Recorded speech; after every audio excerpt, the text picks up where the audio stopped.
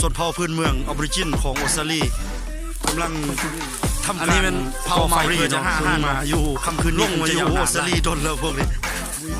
สองเผ่านี่นะ